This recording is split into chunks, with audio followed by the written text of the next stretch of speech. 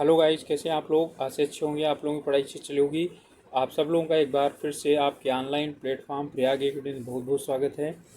और आज हम लोग उपस्थित हुए हैं उत्तराखंड अधीनस्थ सेवा चयन आयोग द्वारा जारी की गई एक विज्ञप्ति के विषय में सूचना देने के लिए। और ये विज्ञप्ति है माननीय उत्तराखंड उच्च न्यायालय नैनीताल के जो अधीनस्थ न्यायालय हैं, ठीक है, सिविल न्यायालय और कुटुंब न्यायालय, यहाँ पर समूह गा से संबंधित भर्ती के से संबंधित ये विज्ञापन है, जिसमें कनिष्ठ सहायक के 259, स्टेनोग्राफर फर्स्ट और वैयक्तिक सहायक के 139, यानी कुल 398 रिक्त पदों के लिए विज्ञापन जारी किया गया। उसके लिए कि आवेदन पत्र प्रारंभ हो गया है, ठीक है, 22 जून से।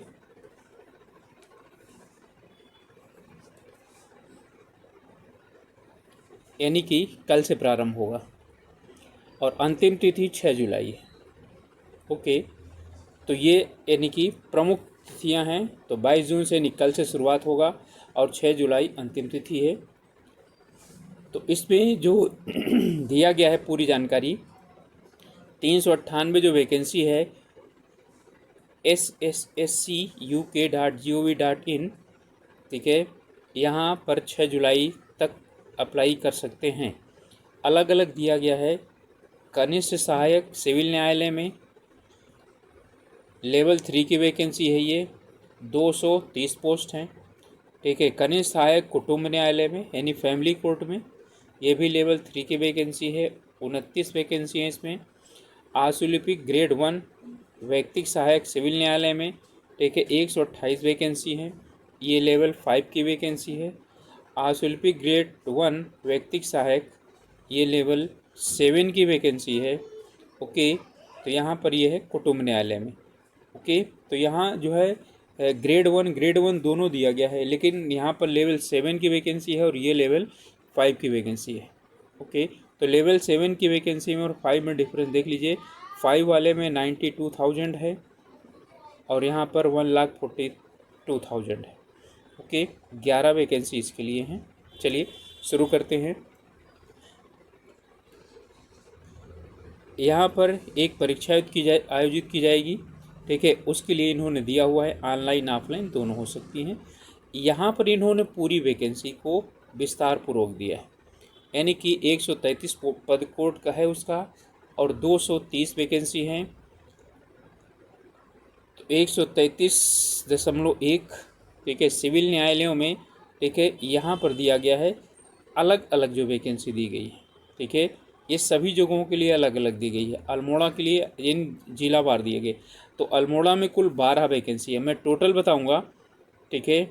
इसके बाद बागेश्वर में कुल 8 वैकेंसी हैं, चमोली में कुल 12 वैकेंसी हैं, के चंपावत में कुल 9 वैकेंसी है, देहरादून में 51 वैकेंसी हैं, हरिद्वार में 44 वैकेंसी है, नैनीताल में 28 वैकेंसी हैं, गढ़वाल में 9 वैकेंसी है, पिथौरागढ़ में 8 वैकेंसी हैं, रुद्रप्रयाग में 5 वैकेंसी हैं, टिहरी में 7 वैकेंसी हैं, ऊधम सिंह नगर में 32 वैकेंसी हैं और उत्तरकाशी में 5 वैकेंसी हैं। कुल 230 वैकेंसी के लिए विषय में इन्होंने बताया। बाकी सभी चीज़ें दी गई हैं। आयु सीमा है 21 से 35 वर्ष। ओके, और इसके बाद यहाँ पर ये पूरा दिया गया है कि आपका अराजपत्रित है, स्थायी है, अस्थायी, अंशदायी, पेंशन युक्त है। शैक्षिक योग्यता क्या होना चाहिए यहाँ पर दिया हुआ है।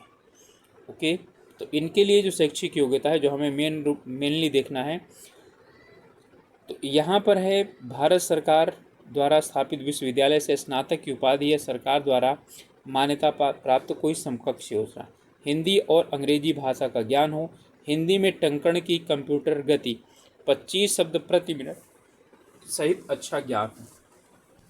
अब यहाँ पर ये बोल रहे हैं कि उन अभ्यर्थियों को प्राथमिकता दी जाएगी जो अंग्रेजी टंकण की कंप्यूटर पर 30 मिनट शब्द गति रखते हों। इसका मतलब ये है कि ऐसों को जो है प्राथमिकता दी जाएगी जो हिंदी के साथ साथ अंग्रेजी वाली भी टाइपिंग जानते हैं। ओके, इसके बाद है आपका कुटुंब न्यायालयों में कुल 29 वैकेंसी हैं। यहाँ पर अलग अलग डिस्ट्रिक्ट वाइज दिया गया है। बागेश्वर में 1 वैकेंसी है, चमोली में 1 वैकेंसी है, चंपावत में 1 वैकेंसी है और देहरादून में 8 वैकेंसी हैं। इन 8 वैकेंसी में शायद सबसे ज़्यादा यहीं पर हो सकती है। अनारक्षित 3 हैं के, और इसमें अनारक्षित में शायद जो है ना 1 महिला के लिए होगी। ओके, हाँ, 1 महिला के लिए वैकेंसी है। एक जो है वो आर्थिक रूप से कमज़ोर वर्ग के लिए है, एक अन्य पिछड़ा वर्ग के लिए है। अनुसूचित जाति यानी जाति के लिए 3 वैकेंसी है। जनजाति की कोई वैकेंसी नहीं है। ऐसा नहीं कि यहाँ भर नहीं सकते, बिल्कुल भर सकते हैं। ओके, लेकिन जो रिजर्वेशन के अनुसार वैकेंसी वो नहीं है। हरिद्वार में 5 वैकेंसी हैं, नैनीताल में 4 वैकेंसी हैं और गढ़वाल में 2 वैकेंसी है, यानी पौड़ी गढ़वाल में। पिथौरागढ़ में 1 वैकेंसी है, रुद्रप्रयाग में 1 वैकेंसी, टिहरी में 1 वैकेंसी, उधम सिंह नगर में 3 वैकेंसी, तीनों अनारक्षित। और यहाँ पर है उत्तरकाशी में 1 वैकेंसी। इसके लिए भी योग्यता वही है। उम्र होनी चाहिए 21 से 35 वर्ष, ग्रेजुएट होना चाहिए, नहीं स्नातक होना चाहिए, अंग्रेजी और हिंदी भाषा का ज्ञान हो, 25 शब्द हिंदी में, ठीक है, टाइपिंग हो, और अंग्रेजी में टाइपिंग 30 शब्द होगी तो उसे और प्राथमिकता दी जाएगी, और कंप्यूटर चलाने का ज्ञान। इस बाद है स्टेनोग्राफर 1 वैयक्तिक सहायक, ठीक है, 134 कोड नंबर, ठीक है। अब यहाँ पर है 128 कुल पद हैं। इनमें भी अलग अलग जगहों पर दिया गया है कि अलग अलग यहाँ वैकेंसी हैं।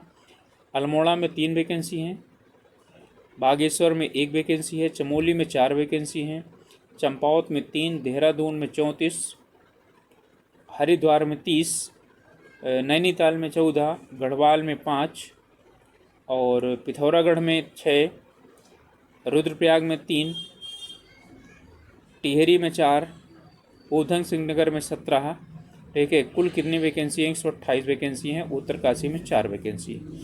ओके, इनके लिए योग्यताएं देख लीजिए। लेवल 6 की वैकेंसी है ये, 5 की वैकेंसी है। 21 से 35 वर्ष आयु होनी चाहिए।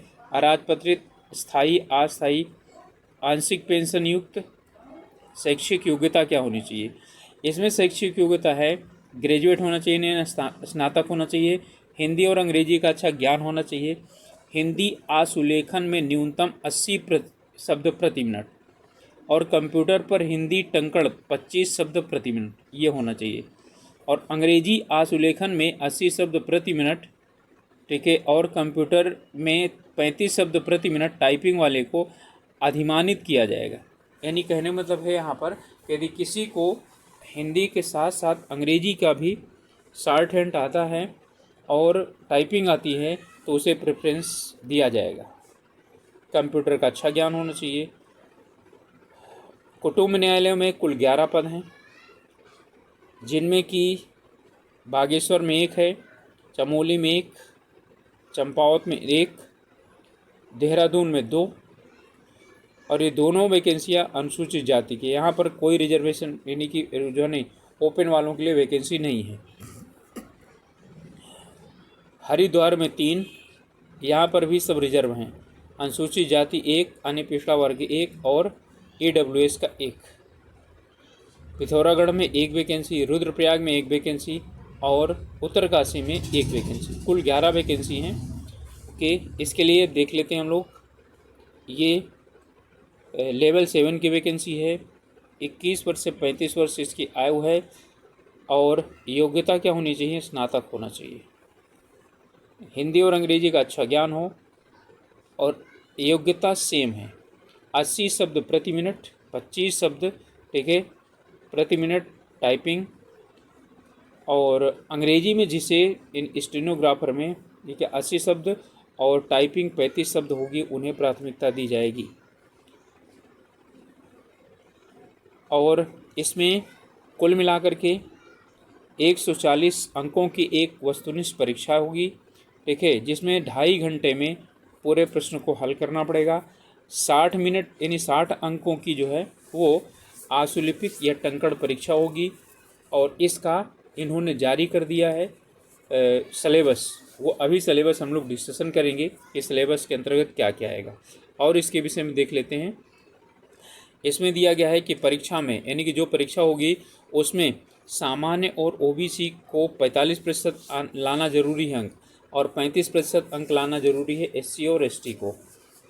ओके, और जो है इसमें ओएमआर यानी कॉपी और पेन वाली परीक्षा हो सकती है, और इसमें निगेटिव मार्किंग भी होगी, शायद निगेटिव मार्किंग नहीं है। ओके, निगेटिव मार्किंग है, दिया गया है। देखिए, सही उत्तर के लिए 1 अंक मिलेगा, गलत उत्तर के लिए 1/4 अंक काट लिया जाएगा। टंकण के लिए ये अधिमानी परीक्षा है, यानी टाइपिंग। टंकण व सुलेखन परीक्षा आहारकारी प्रकृति की होगी। लिखित परीक्षा में समान अंक पाने वाले तथा हिंदी टंकण व सुलेखन में निर्धारित अंक प्राप्त करने वाले 2 अभ्यर्थियों में से अंग्रेजी टंकण व सुलेखन में उत्तीर्ण वाले को वरीयता दी जाएगी। यदि 2 अथवा अधिक अभ्यर्थियों द्वारा समान अंक प्राप्त किए जाते हैं तो आयु में ज्येष्ठ के अनुसार इन ज्येष्ठ को क्या दिया जाएगा, वरीयता प्रदान की जाएगी। ओके, अब यहाँ पर आयु की गणना देख लीजिए। वहाँ 21 से जो 35 वर्ष है, तो 21 से 35 वर्ष जो है ना, यहाँ पर आयु की गणना है 1 जनवरी 2026। 1 जनवरी 2026 से न्यूनतम 21 वर्ष होना चाहिए। ठीक है, कुल मिलाकर ये कह रहा है कि यहाँ पर किसी भी सामान्य व्यक्ति का जन्म 1 जनवरी 2005 से 1 जनवरी 2005 के बाद और 2 जनवरी 1991 के पूर्व नहीं होना चाहिए। यानी 1 जनवरी 1991 को जो पैदा हुआ होगा वो क्या हो जाएगा इसके लिए, ठीक है, यानी कि उसकी एज नहीं होगी। कुछ और भी चीज़ें हैं इसमें, ठीक है। उत्तराखंड के अनुसूचित जाति, जनजाति और पिछड़ा वर्ग के जो है ना अभ्यर्थियों को 5 वर्ष की छूट दी जाएगी। उत्तराखंड के दिव्यांग जन को 10 वर्ष की छूट दी जाएगी, और साथ ही उत्तराखंड के स्वतंत्रता संग्राम सेनानी के आश्रित अभ्यर्थियों को, ठीक है, इसमें 5 वर्ष की छूट दी जाएगी। ओके, और जो उत्तराखंड के एक सर्विसमैन हैं यानी पूर्व सैनिक हैं, उन्हें वास्तविक आय में सशस्त्र सेना में योग यानी सेवा देने की जो है अवधि होगी उसे क्या किया जाएगा, घटा दिया जाएगा, और साथ में 3 वर्ष और जोड़ दिया जाएगा। ठीक है, तो इसके अनुसार ये हो सकते हैं। यदि कोई जो है कहीं पर भी काम कर रहा है तो अनापत्ति प्रमाण पत्र उसको लगाना ज़रूरी है, और राष्ट्रीयता है कोई भी, ठीक है, यानी कि भारत का निवासी होगा तभी उसकी नियुक्ति की जा सकती है। एक से अधिक ना तो पत्नी होना चाहिए ना पति होना चाहिए। यहाँ पर ये है शारीरिक रूप से स्वस्थ होना चाहिए। ठीक है, और यहाँ पर उत्तराखंड के अनुसूचित जाति, जनजाति और इनके लिए सबके लिए, यानी अनुसूचित जाति के लिए 19%, और जो है जनजातियों के लिए 4%, ओबीसी के लिए 14%, आर्थिक रूप से पिछड़े हुए के लिए 10%, ठीक है, इनको क्या किया जाएगा, ऊर्ध्वाधर आरक्षण दिया जाएगा। महिलाओं के लिए भी आरक्षण दिया गया है 30%। ठीक है, महिला के लिए 30% आरक्षण, 5% पूर्व सैनिकों के लिए आरक्षण, 2% दिव्यांगजनों के लिए, 4% अनाथ जो है उनके लिए, सॉरी दिव्यांगजनों के लिए 4%, स्वतंत्रता संग्राम सेनानी के लिए 2%, और यहाँ अनाथ बच्चों के लिए 5%, कुशल खिलाड़ियों के लिए 4%, और उत्तराखंड राज्य आंदोलनकारी के चिन्हित आंदोलनकारियों के लिए 10, ठीक है, प्रतिशत आरक्षण अनुमान्य होगा। AWS के लिए जो है वो पूरा जो उसमें प्रोफार्मा है उसी प्रोफार्मा के अनुसार बना होना चाहिए। ओके, यहाँ पर दिया गया है कुशल खिलाड़ी कौन माने जाएंगे, तो ओलंपिक खेलों में पदक विजेता यदि प्रतिभाग लिया हो तो उसके लिए दिया गया है इसमें।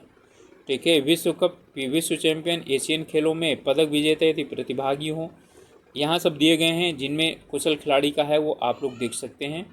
अपना आवेदन पत्र ऑनलाइन जाएगा, जिसमें कि स्टेप 1 में रजिस्ट्रेशन करेंगे, स्टेप 2 में एजुकेशनल अदर डिटेल जाएगी, स्टेप 3 में अपलोड फ़ोटो, स्टेप 4 में पेमेंट दिया जाएगा, और 5 में प्रिंट होगा एप्लीकेशन। ओके, चलिए, इसमें जो है सभी चीज़ें दी गई हैं आप लोगों को। आप लोग पहले इसे डाउनलोड कीजिए, फिर उसके बाद तब फॉर्म अच्छी तरह से भरिए और फिर उसके बाद फॉर्म तब भरिए। ओके, यहाँ पर छूट दी, सॉरी, शुल्क दिया गया है। अनारक्षित के लिए 300 रुपये, उत्तराखंड के लिए 150 रुपये, उत्तराखंड के दिव्यांग अभ्यर्थियों के लिए 150 रुपये, अनाथ के लिए कोई भी फीस नहीं जानी है।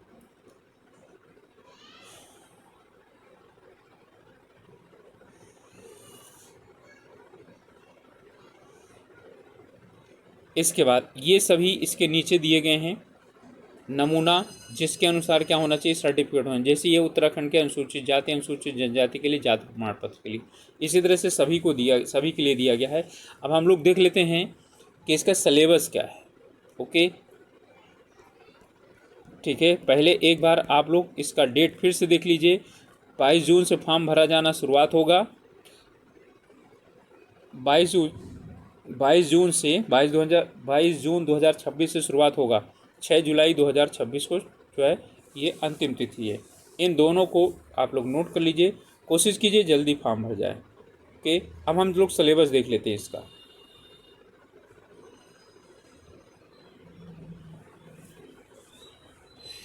तो ये हमारा सिलेबस है, आयोग ने जारी कर दिया है।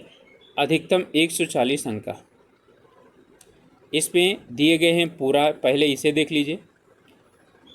पहले सेक्शन में उत्तराखंड सामान्य ज्ञान 56 अंक का आएगा। सामान्य ज्ञान उत्तराखंड को छोड़ करके अन्य प्रदेश, केंद्र शासित प्रदेश, राज्य आदि से 14 अंक का होगा।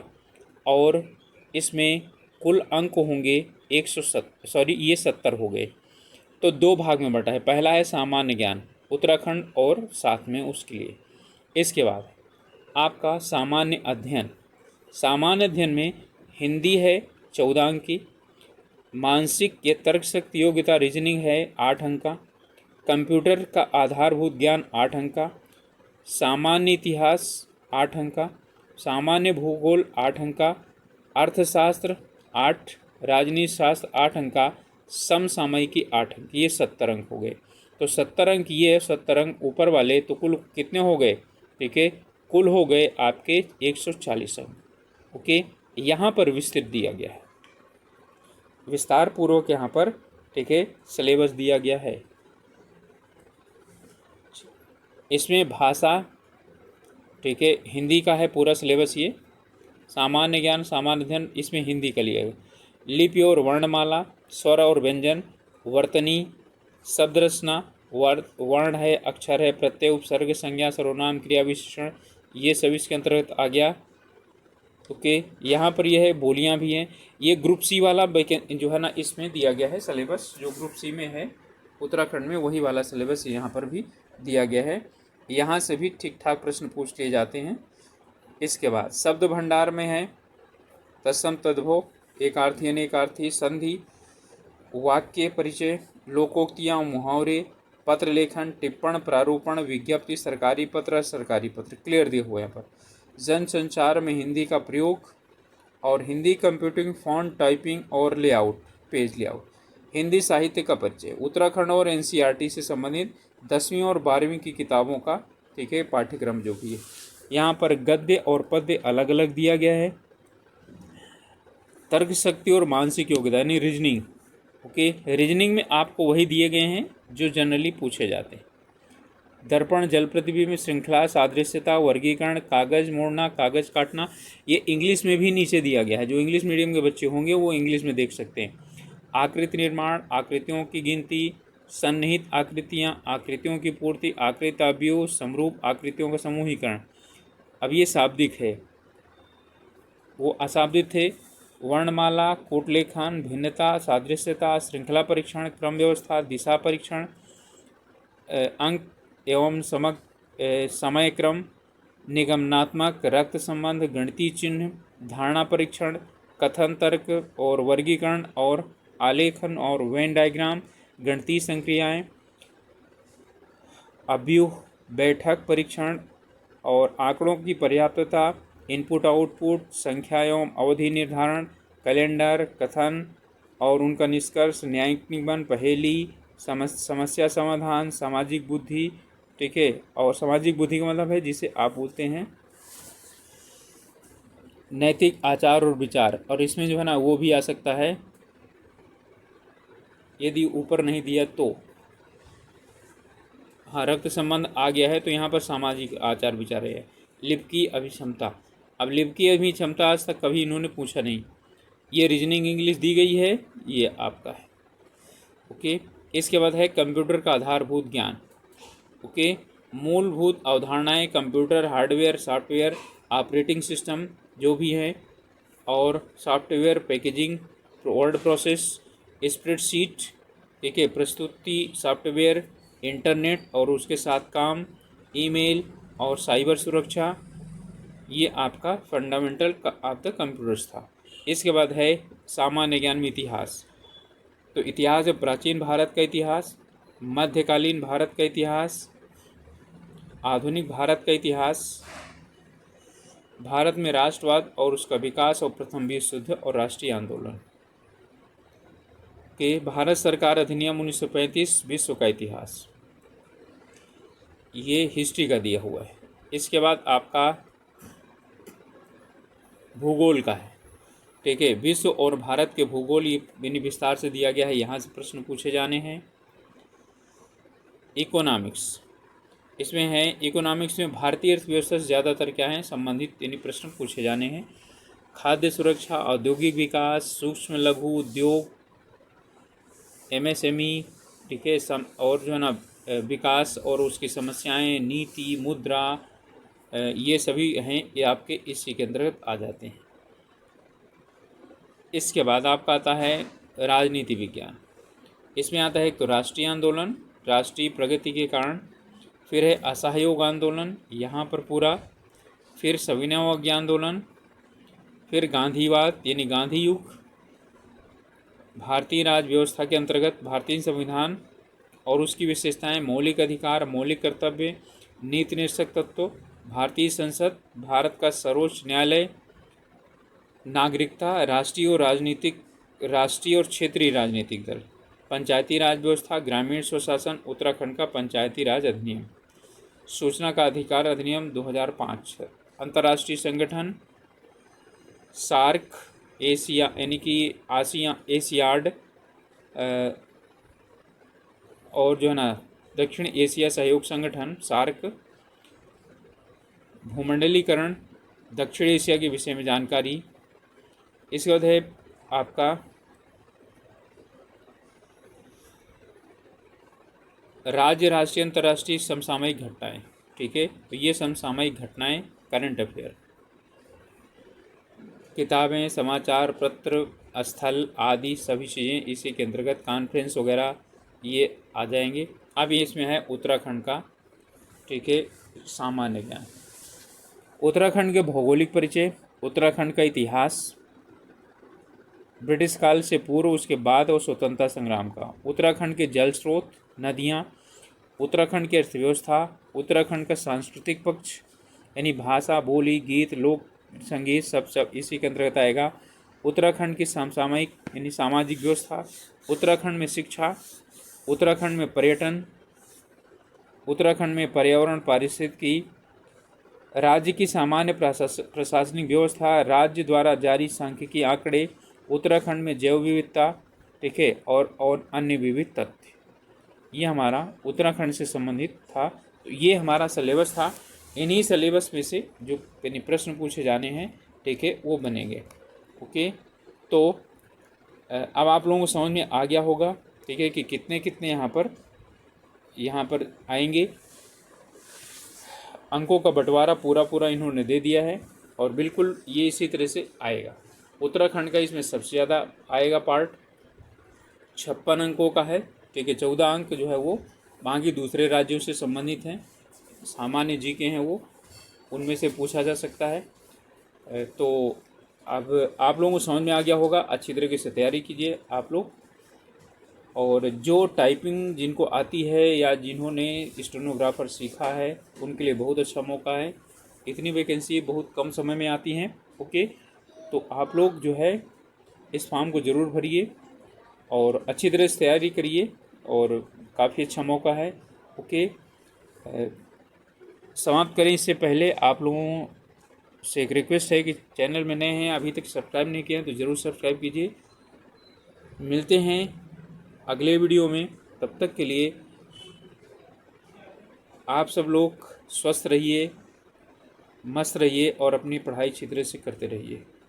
Okay, all the best.